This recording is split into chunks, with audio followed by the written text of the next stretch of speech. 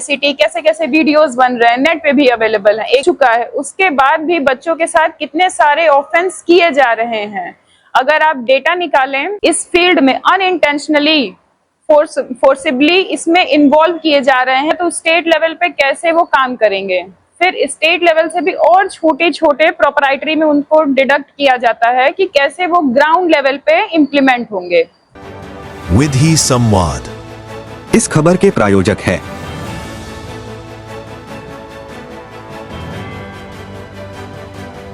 Hotel park delight, जहां आराम, स्वाद और लग्जरी मिलते हैं एक साथ। चाहे छुट्टी मनानी हो या मीटिंग रखनी हो, होटल पार्क डिलाइट हर मौके को खास बनाता है। होटल पार्क डिलाइट, जहां हर ठहराव एक यादगार अनुभव बन जाता है। वर्सेटाइल डांस स्टूडियो, जहां जुम्बा से एनर्जी, सेमी क्लासिकल से ग्रेस, हिप हॉप से स्वैग और बॉलीवुड का धमाल मिलेगा। फ्री स्टाइल में बनाइए अपनी खुद की स्टाइल। बिगिनर से प्रोफेशनल तक सभी के लिए classes. Location mission hospital road, Narauli. तो इंतजार किस बात का, आज ही जुड़े versatile dance studio, where every step is happiness. नमस्कार, स्वागत है आपका जी इंडिया न्यूज के खास कार्यक्रम विधि पर चर्चा में। एक ऐसा शो जहां हम कानूनों से जुड़े मुद्दे पर सीधी बातचीत करते हैं। आज हमारे साथ इस कार्यक्रम में मौजूद हैं आजमगढ़ के बार एसोसिएशन की जानी मानी अधिवक्ता त्रिशा सिंह जी, जो चाइल्ड राइट प्रोटेक्शन के मुद्दों पर कार्य करती हैं। आज हमारे इस कार्यक्रम का मेन मुद्दा है the child right protection and the role of child right commission. आज हम इस कार्यक्रम में जानेंगे कि बाल अधिकार क्या हैं और हम जानेंगे कि उनके प्रति कानूनी संरक्षण क्या है और समाज अपनी भूमिका इस क्षेत्र में कैसे अदा कर सकता है। त्रिशा जी, आपका बहुत बहुत स्वागत है इस कार्यक्रम में जुड़ने के लिए। सबसे पहले आप हमारे दर्शकों को अपने बारे में कुछ बताएं। Now thank you for inviting me on this platform. My name is Trisha Singh और जैसा कि आप जानते हैं डिस्ट्रिक्ट बार आजमगढ़ में हम प्रैक्टिस करते हैं। अब आपने एक टॉपिक उठाया है Uttar Pradesh protection of child right commission.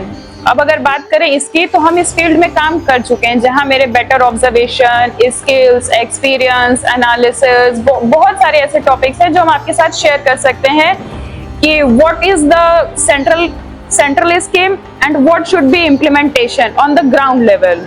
Trisha ji, जैसे कि आपने चाइल्ड राइट प्रोटेक्शन के मुद्दों पर बात की है, तो सबसे पहले मेरा प्रश्न और मेरे दर्शकों को आप ये बताएं कि चाइल्ड राइट्स क्या हैं और इस चीज को, मतलब उनके राइट्स को संविधान में कैसे सुरक्षित किया गया है। जी, बहुत खूबसूरत क्वेश्चन आपने किया है। अब अगर हम थोड़ा सा पीछे जाकर के देखेंगे हमारे कॉन्स्टिट्यूशन में, तो ऑनेबल पंडित जवाहरलाल नेहरू ने क्या कहा था कि जो आज के हमारे बच्चे हैं वो कल के भविष्य का निर्माण करेंगे। बिल्कुल। और ये जो प्रोटेक्शन ऑफ चाइल्ड राइट की हम लोग बात कर रहे हैं, ये उन्हीं बच्चों के फ्यूचर, प्रेजेंट और पास्ट को देखते हुए कुछ ऐसे रूल्स, कुछ ऐसे एक्ट्स, लॉज बना करके कैसे उनके फ्यूचर को बेटरमेंट हम कर सकें। तो हमारे अकॉर्डिंग टू आवर लॉज 18 साल से कम के बच्चों को माइनर माना गया है। उनमें कैसा है, lack of knowledge, lack of experience, lack of truth and wrong, ये सब चीजों की बहुत कमी पाई जाती है। वो नहीं जान पाते कि क्या उनके लिए सही है, क्या गलत है।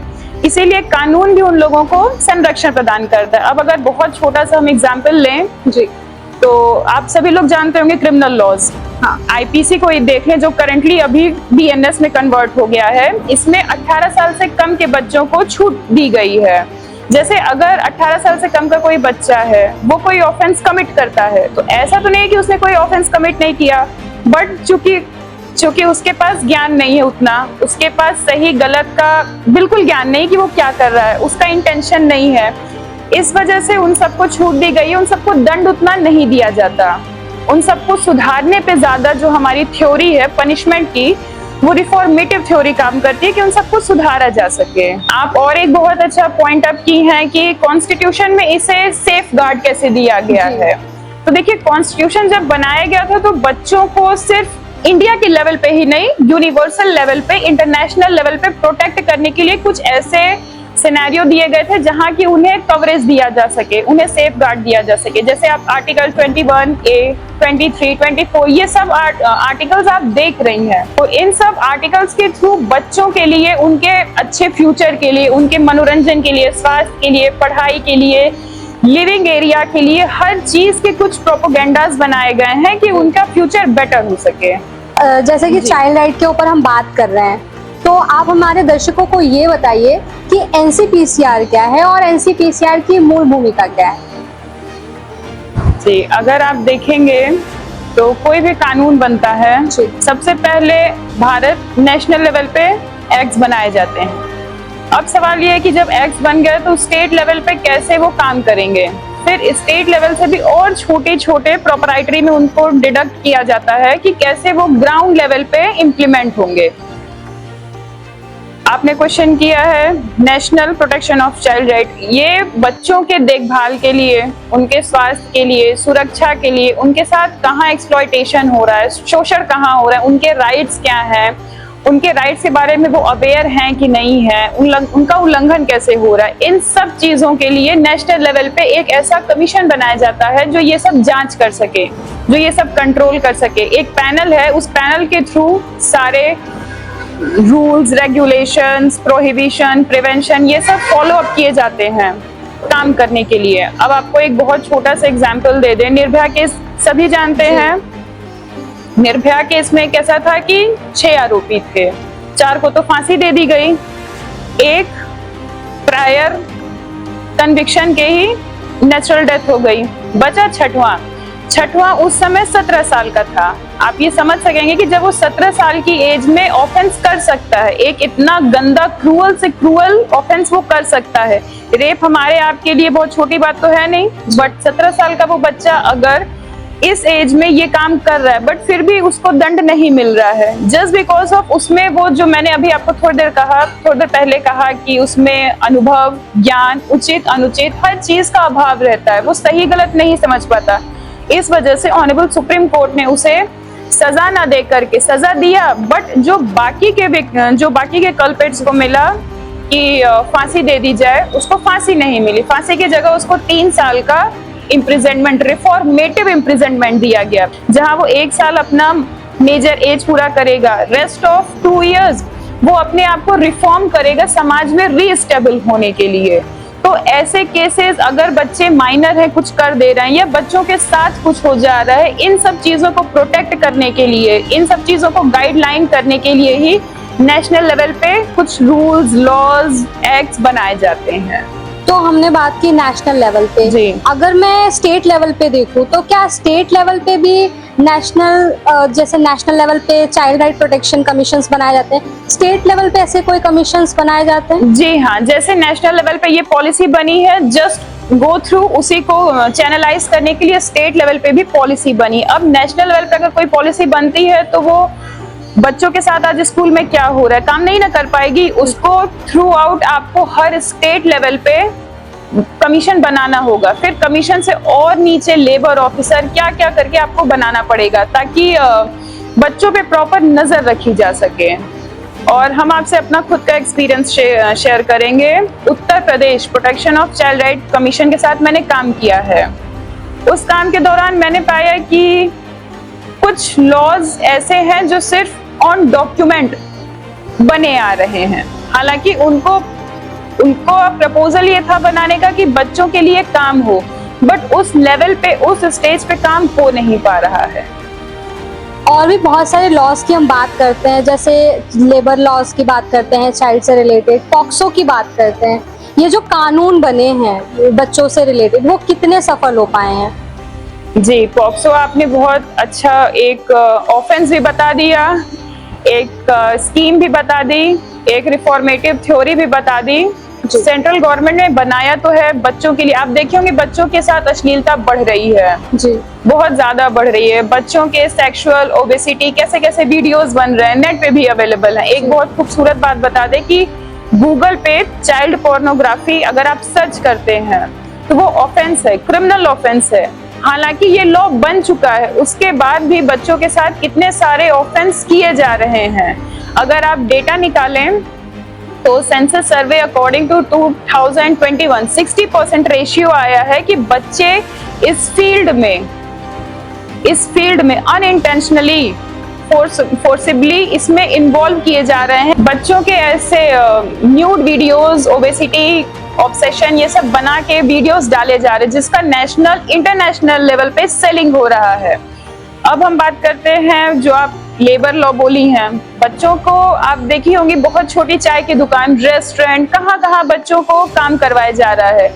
यहाँ गवर्नमेंट को ये ध्यान देना चाहिए कि अगर आप लॉज बनाए हैं तो बच्चे वो काम न कर पाए, और अगर कर रहे हैं तो उसकी एक गाइडलाइन होनी चाहिए। जो गाइडलाइन बन तो चुकी है लेकिन वो फॉलो अप नहीं हो रही है, वो श्रिंक अप नहीं हो रही है कि कैसे स्टेज बाय स्टेज वो। तो जैसे कि हम चाइल्ड राइट की बात कर रहे हैं और आप एडवोकेट हैं, जी। तो अगर हम आजमगढ़ की स्थिति की बात करें तो आजमगढ़ में आप बच्चों की जो स्थिति है, यानी कि जो अधिकार है और उनके जो संरक्षण है, उसको आप किस तरह से देखती हैं? जी, आजमगढ़ में according to my observation and experience जो मैंने फील किया इन 2015, आई वुड से कि यहाँ पर सुधार गृह का बहुत बहुत कमी है। जैसे जो बच्चियां आती हैं, विक्टिम्स हैं, उनके रहने के लिए कोई अच्छी व्यवस्था नहीं है, कोई अच्छा ना उनके रहने के लिए, ना उनके खाने के लिए, ना उनके एजुकेशन के लिए, ना उनके सेफ्टी और सिक्योरिटी के लिए प्रॉपर फैसिलिटी नहीं है। आप अगर किसी बच्ची को रेस्क्यू करके ला रहे हैं तो ये आपकी रिस्पॉन्सिबिलिटी है कि जब तक आप उसे अपने पास होल्ड रख रहे हैं तब तक आप उसका ध्यान दें। ऐसा ना हो कि एक बच्ची को आप एक ऑफेंस से रेस्क्यू करके ला रहे हैं और यहाँ उसके साथ कोई और ऑफेंस कमिट हो जाए।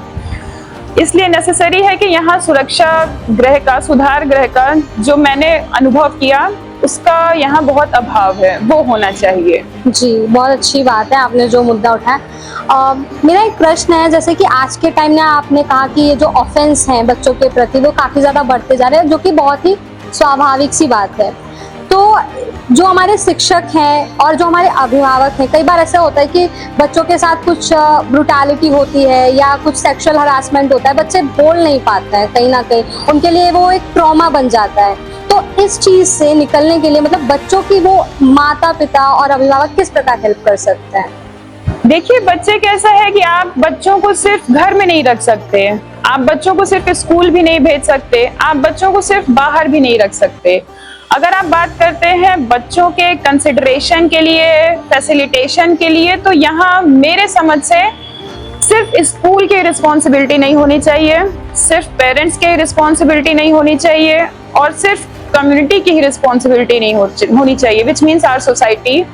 अगर हम बात करेंगे, हाँ, स्कूल का इसमें एक रोल होता है क्योंकि बच्चे मैक्सिमम टाइम स्कूल्स में होते हैं। फिर बात करते हैं बच्चे घर पे होते हैं, बच्चे घर पे आप उनको कैसी अपब्रिंगिंग दे रहे हैं। तीसरा, बच्चे अगर समाज में निकल रहे हैं तो समाज के लोग कैसे हैं। हम यहाँ किसी एक को प्रायोरिटी नहीं देंगे कि स्कूल का ये स्कूल के लिए मैंडेटरी है कि वो प्रॉपर ध्यान दे। तीनों को रिस्पॉन्सिबिलिटी लेनी होगी कि जब बच्चे स्कूल में रहते हैं तो अच्छा, एक और आपने बहुत अच्छा सवाल किया है, स्कूल में एक ऐसा सिलेबस ऐड करना चाहिए जहां पे सिर्फ ऑनलाइन डिजिटल प्लेटफॉर्म के अलावा कुछ ऐसे सैक्रमेंट, उनको ऐसा रिचुअल्स के बारे में ज्ञान देना चाहिए कि वो सही और गलत की उनमें समझ डेवलप हो, rather than who uses extra online apps, online circumstances, online websites. उनको जैसे हमारे पहले संस्कृति, कल्चर, इन सब के बारे में नॉलेज देनी चाहिए। फिर अगर समाज में निकल रहे हैं तो समाज में हर व्यक्ति एक आदर्श को फॉलो करे। अब बात आई घर की, तो घर पे पेरेंट्स को, फैमिली पर्सन्स को, उनको इस हिसाब से पैम्पर करना चाहिए कि वो सही गलत समझ सकें। एक क्वेश्चन है मेरे माइंड में, जैसे कि अभी आपने बहुत अच्छी बात कही कि सबको अपनी अपनी रिस्पॉन्सिबिलिटी लेनी चाहिए। एक कॉन्सेप्ट जो हमारी सोसाइटी में अब देखा जा रहा है, जिस तरह से चीज़ें बढ़ती जा रही है कि गुड टच और बैड टच, आप इसको कितना सही मानते हैं? मतलब जो स्कूल्स में बताया जाता है। जी हाँ, बहुत ज़रूरी है ये गुड टच और बैड टच। जिस हिसाब से आज की डेट में बच्चियों के साथ, स्पेशली बच्चियों के साथ, हालांकि मोर ओवर केसेस में बच्चों के साथ भी ऐसा हो रहा है, बट स्पेशली बच्चियों के साथ बहुत छोटे छोटे से आपने रेप केसेस देखे होंगे। इसका अगर आप निकालें एस्पेक्ट तो लोगों के मेंटल लेवल आप समझ सकते हैं कि कहाँ जा रहा है। तो बच्चों को ये ज्ञान देना, क्लास का सिलेबस होना चाहिए, घर का रूल्स होना चाहिए, समाज का अपना एक पर्सपेक्टिव होना चाहिए कि कैसे आप सामने वाले को कंसिडर कर रहे हैं, फीमेल्स को not as an object, as a human being आपको कंसिडर करना चाहिए। बहुत सही बात है। तो अगर हम सोशली भी देखें, अगर सोशल मीडिया के थ्रू हम बोलते हैं कि आज के टाइम में जो बच्चे हैं, जो चीज़ें सीख रहे हैं, वो कहीं ना कहीं सोशल मीडिया भी बहुत बड़ा पार्ट प्ले कर रहा है, वाइटल रोल प्ले कर रहा है। तो सोशल मीडिया के थ्रू भी बच्चों के साथ जो शोषण है वो कहीं ना कहीं बढ़ता जा रहा है। जैसे डिजिटल अरेस्ट की भी हम बात करते हैं, तो ये चीजें बहुत ज्यादा बढ़ रही है। इस पर आप क्या कहना चाहेंगे? जी देखिए भैया, ऑनलाइन एक अच्छा प्लेटफॉर्म है, बट उसका यूज डिपेंड करता है कि आप क्या चीज उस पे यूज कर रहे हैं। उसका आपने अच्छा कंजप्शन करा है या बेकार कंजप्शन करा है, और जो कंजप्शन करा है वो आप अपने basic regular normal natural life में आप उसका यूज कर रहे हैं कि नहीं कर रहे हैं, ये ज्यादा मैटर करता है। जी बिल्कुल।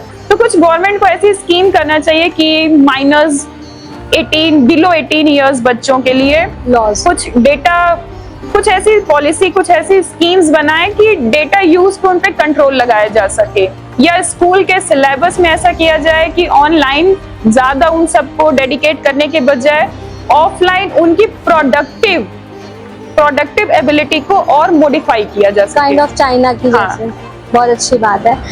मेरा क्वेश्चन ये है कि जैसे हमने चाइल्ड राइट प्रोटेक्शन कमीशन की बात करी है, जी। तो इसमें जो एनजीओज होती हैं जो डेवलपमेंट पे बात करती हैं, बच्चों जी। के उनके राइट्स के लिए बात करती हैं, स्कूल्स होते हैं और पेरेंट्स भी होते हैं, उनकी भूमिका और कितनी सक्रिय होनी चाहिए? बिल्कुल सही। एक एनजीओ के साथ हम भी जुड़े हैं बच्चों के ही प्रोटेक्शन के लिए। एनजीओ कैसा है कि ये देखिए सरकारी तो नहीं है, ये गैर सरकारी है। जी। एक नॉर्म्स है जो कि ये भी बच्चों के लिए काम करता है। अब जैसे गवर्नमेंट स्कूल हैं, प्राइवेट स्कूल हैं, ठीक उसी तरह कुछ गवर्नमेंट कमीशंस हैं और ये एनजीओज हैं। एनजीओ का कैसा होता है कि ये बहुत ही छोटी एक इकाई ले लीजिए आप, जो कि ग्राउंड लेवल पे इन्हें ऐसा कोई इनके सैलरीज नहीं होती, इनका एक सर्कल नहीं होता, ये बस विदाउट फ्री ऑफ कॉस्ट काम करते हैं।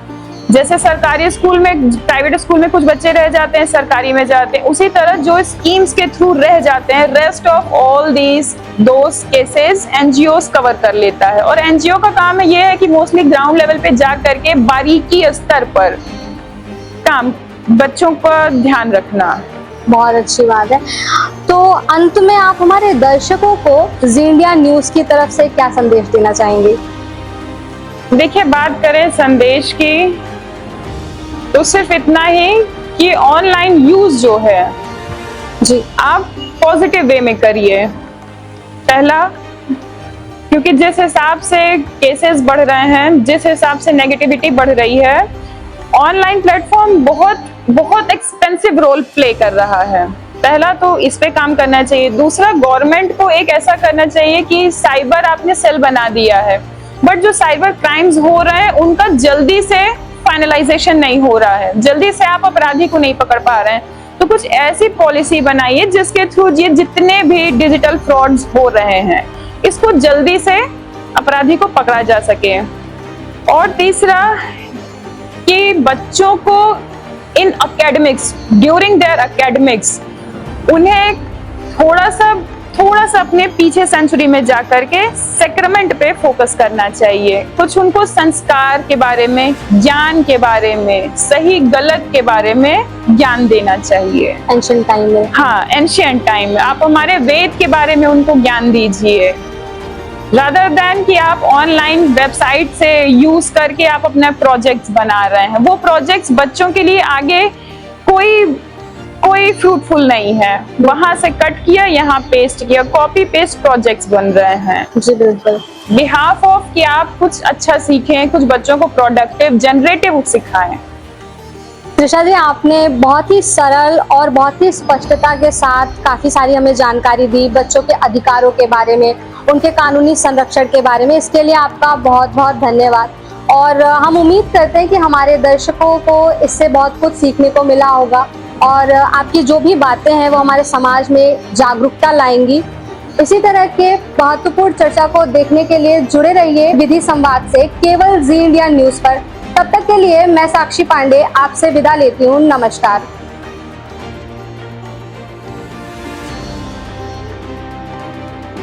जहां तमसा बहती है वहीं से उठेगी अब सच्चाई की सबसे बुलंद आवाज।